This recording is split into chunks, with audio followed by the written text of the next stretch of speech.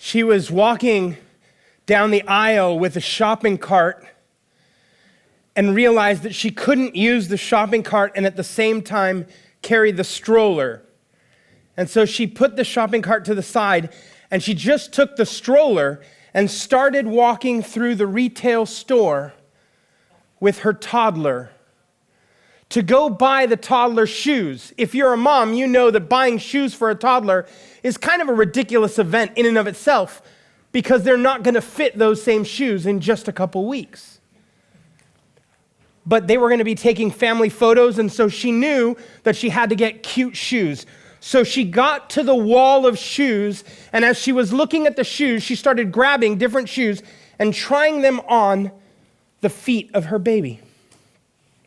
She'd try one set and then another.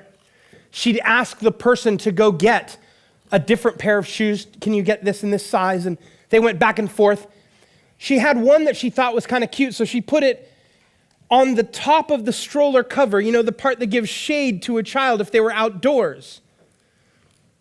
And she tried a couple more on and decided, nope, none of them were great.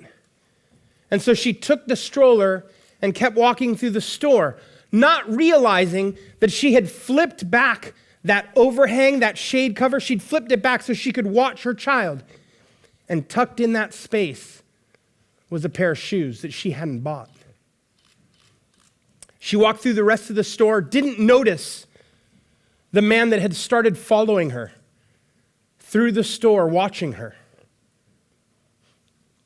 She picked up one or two things and went to the checkout stand and paid for it, checked out all that stuff, but still didn't know that there were shoes trapped in the stroller. And she walked with the stroller all the way back into the parking lot to her car, took the baby out, put the baby in the car seat, grabbed the bags underneath that had the supplies she'd bought, and then went to fold the stroller and put it in the trunk. And that's when she realized she had shoes she hadn't paid for. At that point, she turned to go back into the store. And there was the head of security who'd been following her around, who had her on film, and who decided in that moment that she was a thief. It was an innocent mistake she made, and yet he took her and her infant child back into the store, back to the back room, and called the police because she had stolen $20 shoes. In the United States, where I come from, we are all short. You are all tall. And that has absolutely nothing to do with this talk. I just thought I'd let you know. We're shorter than you, and I can't understand how you're all so tall. But regardless, in the United States, we are one of the 2 countries on the planet that make use of a trial by jury.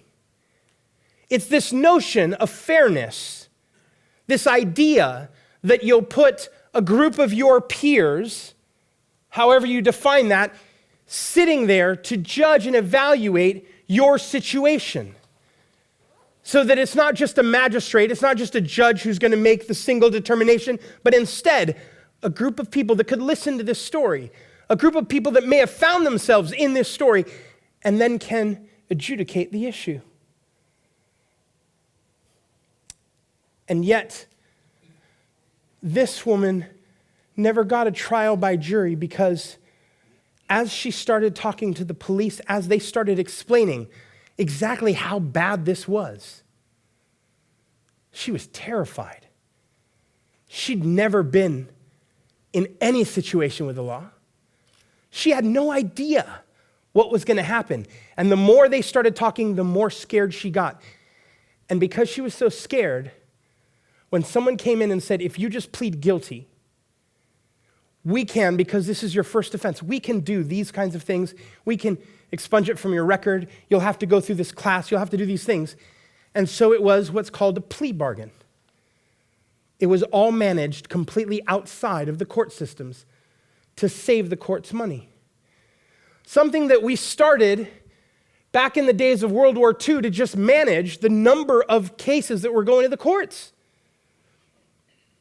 And in those days, it was about 20% of the cases that would make it to court. The rest would be managed through a plea bargain. And you think, okay, that's okay. It probably still works. It makes it fair and easy because it's just two parties negotiating.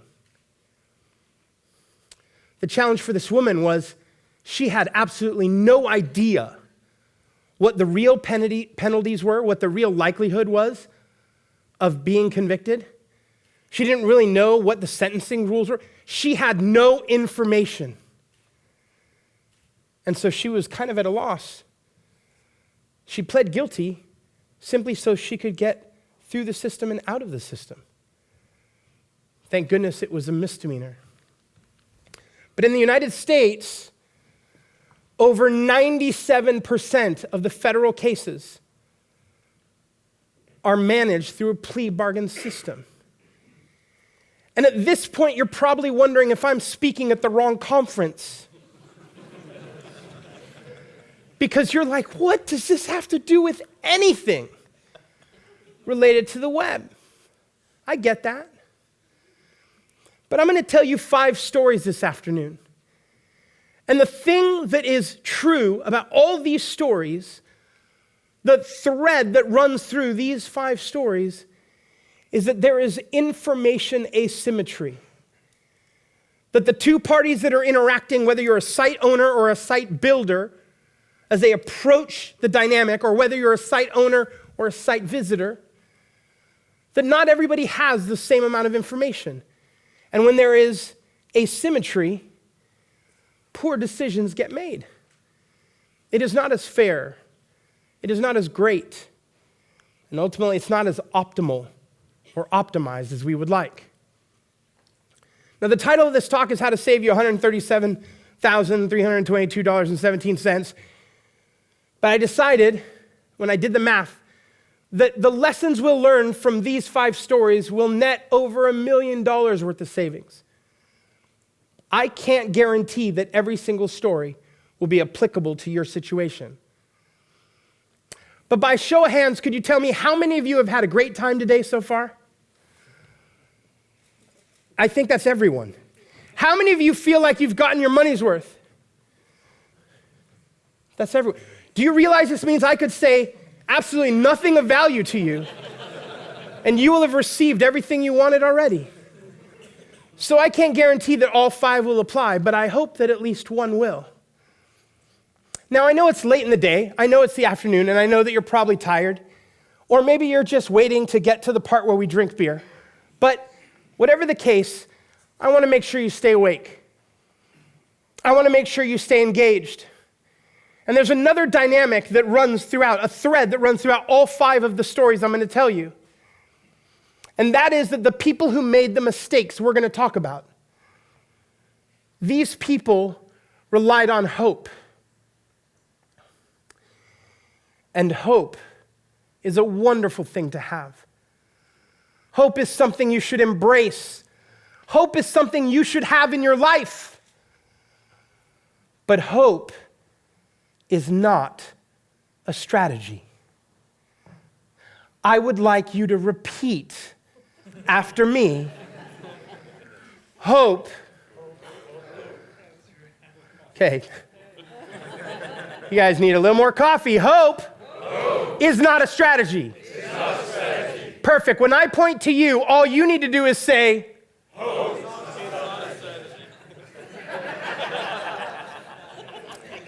I needed some sort of orchestrator to help you with that. Let's try that again. Hope is not a strategy. Ah, it's perfection. Eleanor Roosevelt once said, it's critical, it's important to learn from other people's mistakes because we may not live long enough to learn from our own. What we're going to do is walk through 5 scenarios, 5 actual websites, 5 actual stories of people who made mistakes and learned from it so that we can learn from it and so that we don't rely on hope. Does that sound good? Yes. All right, let's get to it. How many of you love pop-ups? Show of hands. What? What's wrong with you? I mean, like you go on a first date. How many of you have ever been on a date? That's good. Okay, so it's not like the normal tech crowd I talk to. So you go on a date, and it's the first date, and you're sitting at the table, and there you are hanging out. Maybe you've already ordered your food, so you're waiting, but there's some bread on the table. Maybe you've already gotten the wine poured, and you're hanging out there. And so what's the first question you ask of your first date? You say something like, well, now that we're dating, should we pick the names of our children? Right? That's what the pop-up does when you get to the website. You're like, I've barely been here 4 seconds. Would you like to sign up for my mail list? Because I know you're going to love me. And you're thinking, dear God, how do I make it go away? But here's the thing. Because we hate pop-ups, most of the time, we don't use them. We hate them because for us, it's a horrible experience, or maybe as a developer, we hate them just because it incents us that every client shows up saying, I want sliders on my website. And you know the next time they're gonna start asking for a pop-up because they read an article that said it works, and you're just like, I don't do that kind of stuff. But pop-ups work. They do. Not necessarily at the beginning when you first show up, but they work towards the end when you're getting ready to leave. So you should use exit intent. That's the notion of getting ready to leave. When someone moves the mouse off the main part of the website, they're going up to the toolbar to type in another address, they're already planning to leave. At that point, pop it up and say, hey, as you're going away, I have something that you may find interesting. One particular site in the UK increased their email signups. That's not a typo. 469% using a product called Opt-in Monster. Opt-in Monster is awesome. It's awesome mostly because you can make it not pop up at the beginning of any arrival. You can delay it, and most importantly, you can make it only appear as they're leaving. You go, this is great, 469%, translated to about an increase in revenue. We're not just talking about signups for the sake of signups.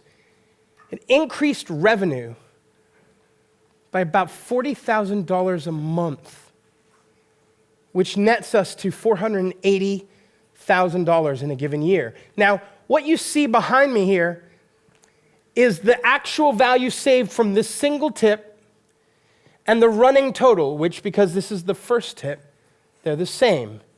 That's how math works. Over time, one of these numbers is going to get bigger. We're going to watch for that.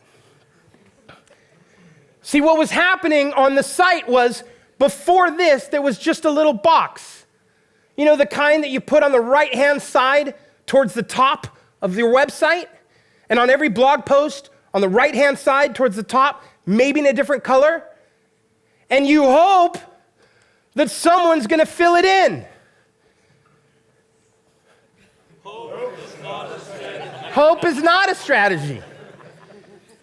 And so if all you have is a little box, and you just sit there going, well, I have it there, how come they didn't do anything?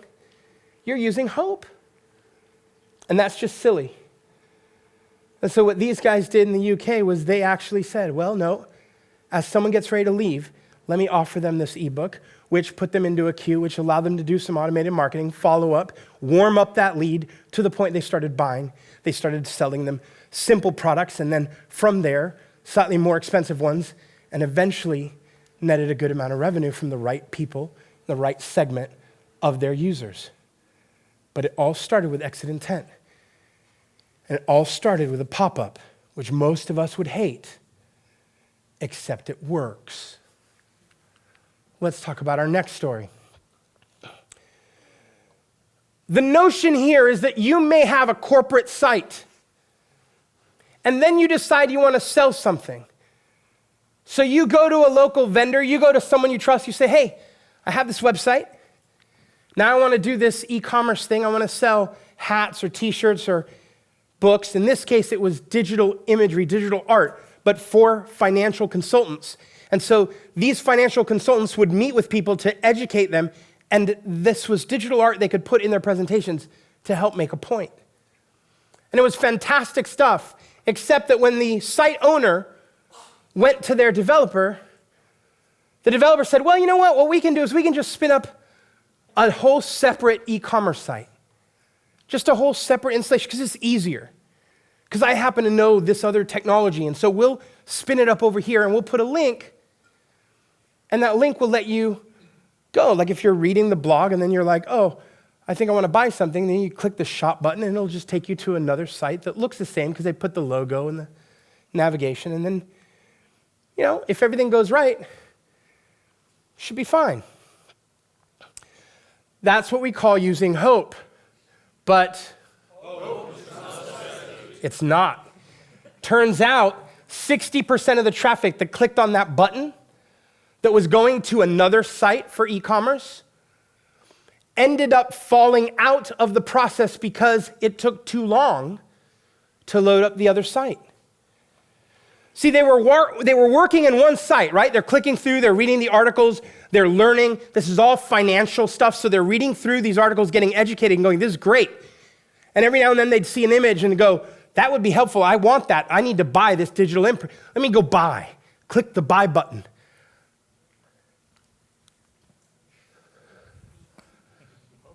What the heck happened? 2 seconds, 3 seconds. Sometimes if that third-party hosted shopping thing just didn't work, the site would just die. You'd just be done. Like, here, where would you like to go now? And you're like, I don't know. I think I'm going to go do something else. See, that doesn't make any sense. They were losing 60% of the traffic. They were still making, off the 40%, they were still making something like $16,000, $20,000 a month.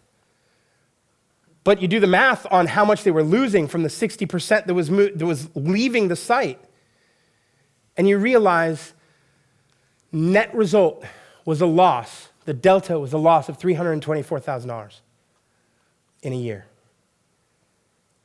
That is a painful lesson to learn, because the vendor that you went to said, well, I work great with BigCommerce. So since I do BigCommerce, how about I just spin up a BigCommerce site and we'll put the thing over here and you will be set. Here was the other problem. When you clicked the shop button and you actually went to the other site, it had the navigation. But its navigation was its own navigation for that site because, the developer was like, well, let me put home. What do you think home meant on the BigCommerce website? It meant the root of the BigCommerce website.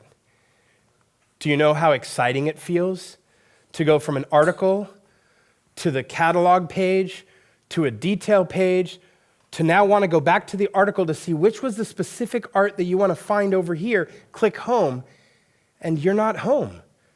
You're at the catalog page, and you're like, how do I get home? I don't know how to do this. Home.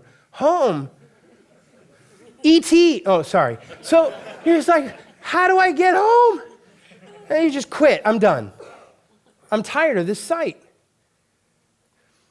When you're building a normal site, when you're building a corporate site, when you're building a blog, and suddenly you want to add commerce to it, you don't have to use WooCommerce. You can use a PayPal button. There's a lot of things you can do, but what you don't want to do is have your prospect or your reader go to a completely different site to start the process again. Because there's a good chance you may lose them in the process and you're not controlling the experience. So pull it all together. Does that make sense? All right. All of us. Well, how many of you have a website? All of us have these sites, right? And someone's speaking in our ear and telling us, you should monetize that. How are you going to monetize that? What's the business model? How are you going to make money off that? And you're like, oh, no, it's just fine. This is just my site, or this is my corporate site. We don't, we're not trying to do that. But, you keep hearing it. You keep hearing, and finally you're like, okay, we should probably figure out how to do something. It took Yoast a couple years, but eventually they're like, let's sell something. all right? So they put a little premium plugin, an add-on, and then, okay, let's try again, and then the ebook, right? And you start doing this stuff, and it's easy to fall into the trap that the money you make or the money you're going to make has to come directly on the site. When in fact, right, and if you don't know Yoast's story, you should come and sit down, grab time with him to ask him about the offline revenue he makes, right? He won't give you the details, but if you follow me, hang out with me, we'll talk, I'll tell you the story. But anyway, the point is, right, there's money to be made offline from the trust you're developing online. As you develop trust, as you develop authority, as you develop your voice online, you can create the opportunities to generate revenue offline without having to make it happen on the site. So this one particular site, guy that I worked with because I had done some stuff similarly, and so he said, hey, I want your help doing this. And so we walked through the model, and we walked through how to do it, and he started writing, and then he started taking on clients and doing coaching. And it became, right, off 4 or 5 hours a week, generating a 6-figure income. But it was all handled, all the transactions, all the revenue, all the coaching, it was all offline. But it came from writing, it came from doing the work he was doing online. It's so easy to think the only way I'm going to monetize this is the ebook or the plugin or the theme or some product I have to create. And the reality is, there's money to be made offline. And if that money to be made, right, some people don't do it via coaching, some people do it via an event, right? You spin up an event and you say, here, this is the price of the ticket to come to this event. If you're building an audience online and developing that authority online, you can still generate the revenue offline. Does that make sense? Yep. The mistake is to put all your eggs into one basket. Right? When you put all your eggs in one basket, say, this is the website, this is where it's going to make all my money, you're putting hope that every one of your customers wants to do an e-commerce transaction. How many of you have mothers? It's good. I figured that was the answer. Some moms don't want to do a transaction online. Right? When you put all your hope into this notion that I have to monetize everything from the site, you also start taking whole segments of audiences and literally excluding them because they're like, this is all unsafe. It doesn't matter how many times I've told my mom that it is safer to put your information on an e-commerce website than it is to give her.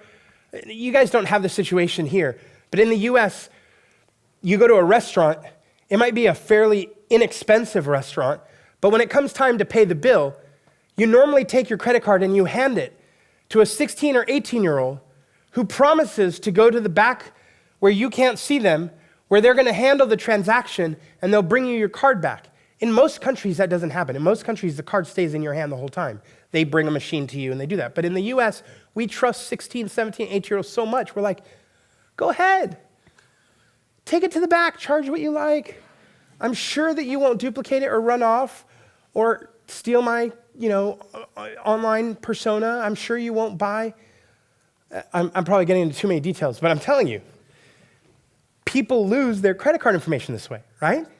And so I try and tell my mom, hey, listen, it's safer for you to buy online than it is, right, to hand your card to a waiter.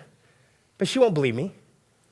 She'll do one of those things. Like if you have a website where it has the call in, you want to do this transaction, but call in and we'll process things over the phone, she'll call you every time. Part of that, I think, is because she just likes to talk to people. But part of it is she's just like, no, I don't trust the whole e-commerce thing, right? You don't want to put all your hope into the notion that everything has to transact on the website. Because you know what? You're starting to peter off. Do we need to practice it again? I think you need to do better. Email automation. How many of you have ever heard of email automation? Awesome. That is fantastic. How many of you are using it? Pretty good. It's not bad. Those of you that raised your hand that you knew about it and then you haven't done it, shame on all of you. Yeah, me too, right? I mean, we hear it. We're like, oh yeah, this sounds brilliant. And then we're like, yeah, I'll do that. I haven't gotten to it.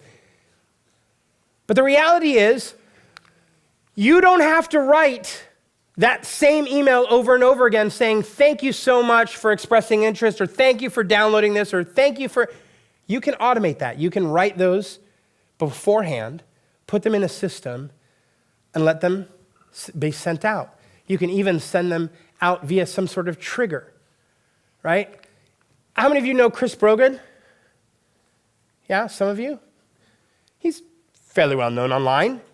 He has a fairly large list, an email list, thousands of people that he sends emails to. And as I was talking with Chris the other day, he and I were working together on a launch or a relaunch of his online course maker. And so we're talking about online course maker, which is this whole notion of building a course online, right? And he was helping people learn how to build your course, right? And what to do. And I had just created a course, so we were talking about it. And as we talked about it, I said, well, how's it going? How's the sales going? He's like, great. It's especially good now because I no longer send a single email to offer my customers the webinar or a single email to offer them the product. I'm like, I don't understand. What does that mean? Because if I have something I've done, what do? I send out an email saying, hey, I've done this, right? If I have something to sell, I send an email that says, hey, I'm selling this. And Chris is like, no, we did some tests. We discovered that if you send the email out 4 times, right? Like if you say, okay, we're going to have a webinar, and the webinar's on Friday. If we send an email 2 weeks out, we get some people to bite. If we send an email 1 week out, we get some people to bite. If we send an email 2 days before the event, we get some people to bite. If we send an email the day of and say, this is it, folks. If you don't sign up now, you're not in, right? And he actually charges for the webinar. It's like, if we don't send that 4th one, he's like, the majority of our revenue comes from the 4th email. Because you know why? People are distracted, and people are lazy. This is not you. I know you're totally on top of it. But all of your customers, they're busy. They're distracted. They get an email from you saying, look, I just released a new ebook. And what do? They go, oh, that's cool. I should get this at some point. And then they put it away because they get 14 other emails telling them to do other things. So what happens? You write a single email. You send it out. You say, here's the offer. And you're hoping that that single email will work. You're hoping that people will transact in a single moment. How many of you have created either a Facebook ad or a Twitter ad or some kind of ad that takes people to a landing page where you give people on the landing page the offer to sign up for something or buy something? A good number of you. There's a whole bunch of research coming out that suggests that we should stop sending people to the landing page because it's asking them for an immediate commitment. Instead, we should send them to a content page where they can read, we can pixelate them, right? We can track the fact they've been there, and then we can circle back several times over through Facebook and other mediums so that eventually we make them an offer. The research suggests, right, that most of us are not ready to make a transaction on the first interaction. I got married 11 years ago. And I can tell you that my wife was not ready to say, yes, I do, on our first date. We had to go through a whole bunch of phone calls and then a bunch of dates, a bunch of hanging out and interacting to finally get to the point of saying, yeah, let's get a little more serious. And then, okay, let's get engaged. And then, okay, let's get married.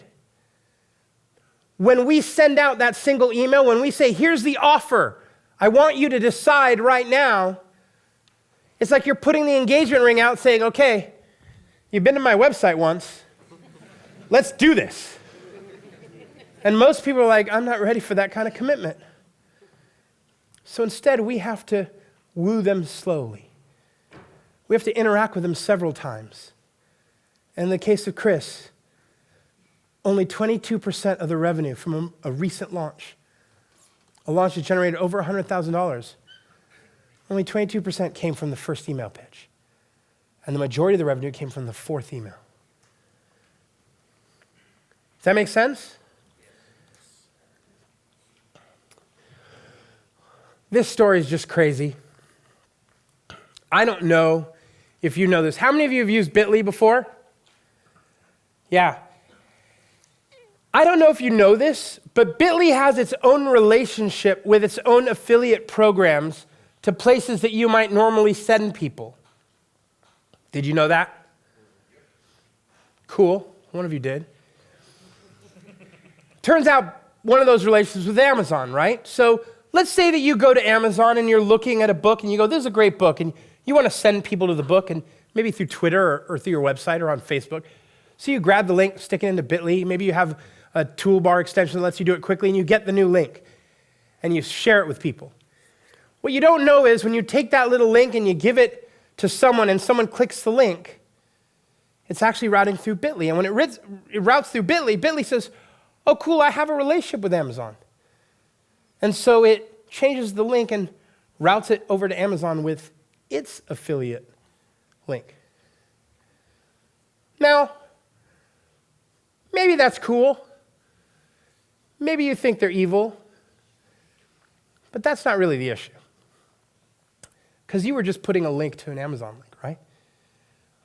Well, this particular person was building these little Bitly links so that they could put it on Facebook, they could put it on Twitter, but they could also put it in their blog. And they were doing it with the hope of just sharing this information, not realizing that they could be using an affiliate program. So when I started working on their website, I said, hey, you have a bunch of links to Amazon. I'm not really sure why you're using a Bitly link, but have you thought about creating an affiliate program? Right? You can go create an affiliate relationship with them. And here's the bit they didn't realize. When you send someone, right, as an affiliate, when you send someone to Amazon, you don't just get a payout for the single link you send them. If they get to Amazon and they start looking at other things and they put a couple other items in their shopping cart, you get a benefit for all of that. But now imagine that Bitly's between you and Amazon, and Bitly gets all of that interaction. Well, in this case, with over 50,000 outbound clicks, right, they were losing money monthly because they didn't have an affiliate program and because Bitly was making money. Bitly loved this guy, right? Like, thank you so much. And the reality is the 50,000 is only direct revenue from the specific books he was sending people to, not the upside potential. And what you see here, right, is that we've crossed over 1 million. 5 simple stories, 5 simple truths of 5 simple mistakes. Little things that you don't think of up front. You don't think that, oh, if I spin up a shopping cart from another engine and I just put a link, that will hose me. Or if I use Bitly as a shortcut instead of affiliate link, that'll hose me. And the truth is, none of these things will hurt you, all individually. But there is a dynamic that does hurt you. The dynamic is that you're counting on hope. You're counting on the expectation that everything's just going to work out. You would not do this in any other realm. If we were walking out of this building today and your friend fell over and was choking, you wouldn't go, wait a second, I think I saw a YouTube video about this, or maybe I read a blog post. Here, somebody give me a knife and a straw, and I'm going to jab this into his neck and then stick the straw in, and that should work.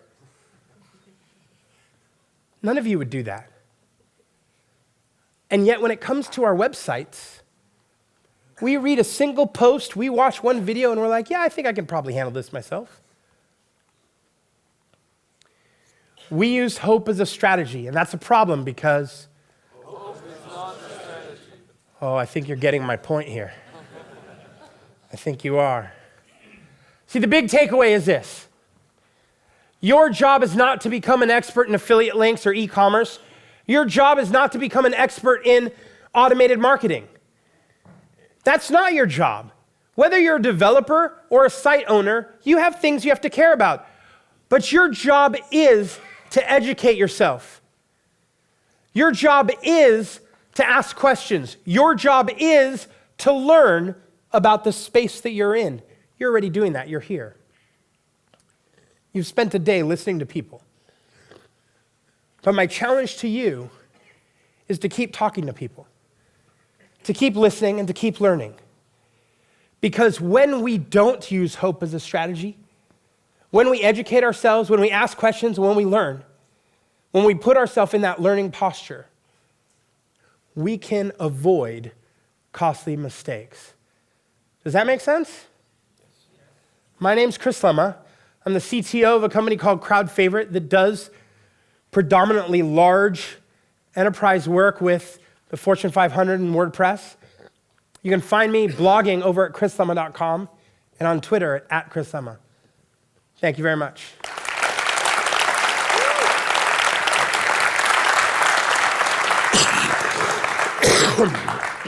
So first, let me close the notification for my daughter's dance lessons. Yeah, it's all good.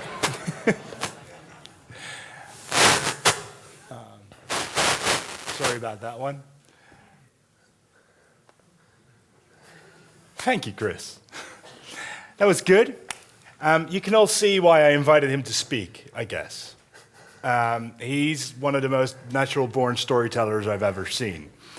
The question is, how do you put all of this and everything we talked about today, is it even possible to get that right on the first go on the website? No. You would not build a skyscraper by walking out to your backyard and saying, hey, I have some land. How about I build a skyscraper? Most of us don't know the first thing about building a skyscraper. Another scenario is you don't build an airplane, right? You can't think of building an airplane on your own because you're like, I don't even know how to think about building an airplane. Most of us don't have a clue what it means to run a successful online business before we've ever done anything. And so what you want to do is surround yourself with people like you have here, right? And ask people and constantly learn. And you've done this, I've done this, all of us have done this. The WordPress ecosystem is, as we've talked about before, very, very young. The trick is not to walk into it thinking you know everything. The trick is to walk into it in a learning posture so that you can ask a lot of questions over and over. What are you doing here? What are you doing there? In fact, if you look at the most successful entrepreneurs, what you'll discover is the thing that they all have in common is they're constantly learning. They're constantly testing and trying things. On that high note, thank you. Thank you very much.